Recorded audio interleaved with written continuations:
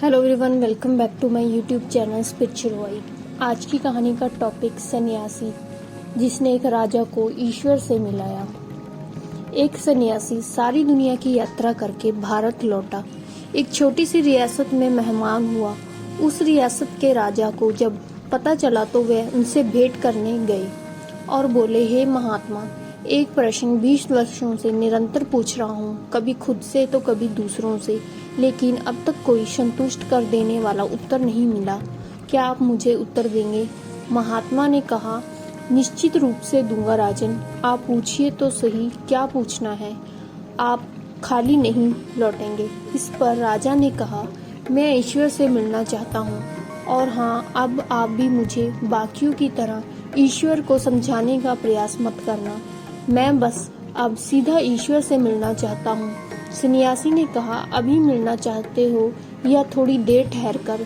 माफ करिए महात्मा, शायद आप भूल कर रहे हैं। मैं परमपिता परमात्मा से मिलने की बात कर रहा हूँ, ना कि किसी ईश्वर नाम के व्यक्ति से। सन्यासी मुस्कुराए और बोले, महामूर्ख, भूलने की तो कोई गुंजाइश ही नहीं। मैं तो 24 घंटे ईश्वर से मिलाने का ही काम करता हूँ। अभी मिलेंगे या थोड़ी देर ठहर कर? सीधे जवाब दो।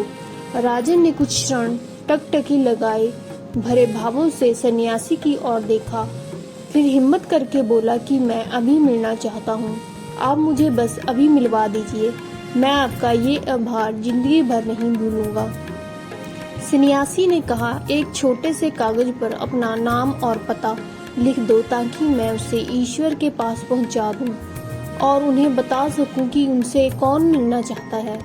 राजा ने कागज पर लिख लिया अपना नाम, पता, उम्र, परिचय, उपाधियां, सब कुछ लिख दिया। सन्यासी ने कागज पढ़ा और राजन से कहा कि ये जो सारी बातें आपने कागज पर लिखी हैं, मुझे तो झूठी मालूम पड़ रही हैं। राजा ने कहा, मैंने तो सब सही लिखा है। तब सन्यासी ने राजा से कहा, अगर तुम्हारा नाम बदल दिया तो क्या तुम बदल जाओगे? राजा ने कहा, नहीं, नाम के बदलने से भला मैं कैसे बदल सकता हूँ, मैं तो वही रहूंगा। इस पर सन्यासी ने कहा कि ये बात तो तय होगी कि ये नाम तो तुम्हारा परिचय नहीं है। अब दूसरी बात, आज तू तो राज तुम्हारा, कल भिखारी हो जाओगे, तो क्या तुम बदल जाओगे? इस पर राजन ने कहा, नहीं महात्मा, मैं फिर भी वही रहूंगा जो हूँ। इस पर सन्यासी ने कहा, ठीक है, अब ये बात भी तय होगी कि आपका राज्य एवं उपाधियां भी आपका परिचय नहीं है।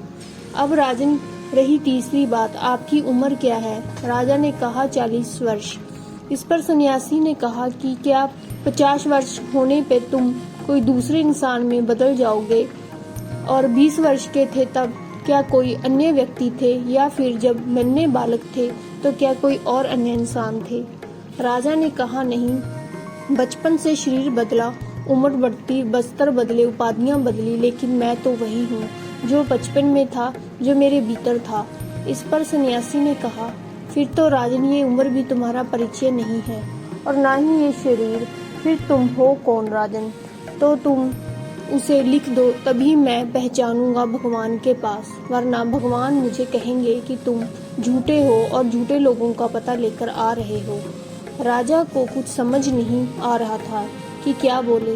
राजा कुछ देर मौन खड़ा रहा। कुछ देर बाद राजा बोला, हे महात्मा, ये तो बहुत बड़ी कठिनाई की बात है। मैं तो इन्हीं सब बातों को ही अपना परिचय मानता हूँ। इस पे सन्यासी ने कहा कि हाँ राजन, ये तो कठिनाई की बात है जिसका मैं परिचय ना दे सकूं, बता ना सकूं कि कौन मिलना चाहता है, तो भगवान भी कहेंगे कि मुझे आखिर किससे मिलवाने जा रहे हो। जाओ राजन, पहले उसे खोज लो जो तुम हो, तुम्हारा असली परिचय, तुम्हारा वजूद, तुम्हारा होना। आखिर तुम धरती पर हो तो किस मकसद से हो? और ये बात कहे देता हूँ राजन, जिस दिन तुम ये जान लोगे कि तुम कौन हो, उस दिन तुम भगवान को खोजने नहीं जाओगे, क्योंकि भगवान को खोजना ही तो ये जानना है कि परमेश्वर क्या है। हमारी आत्मा ही भगवान का दूसरा रूप है। मैं अपनी इबादत खुद ही कर लूं, क्या बुरा है? किसी फकीर ने कहा कि हर इंसान में रब बसता है। इस स्टोरी से हमें सीखने को मिलता है कि ईश्वर हर इंसान में है हर स्थान पर है। आप कहीं भी रहो, जो बात दिल से ईश्वर को कहोगे तो वो आवाज़ उन तक जरूर पहुंचेगी।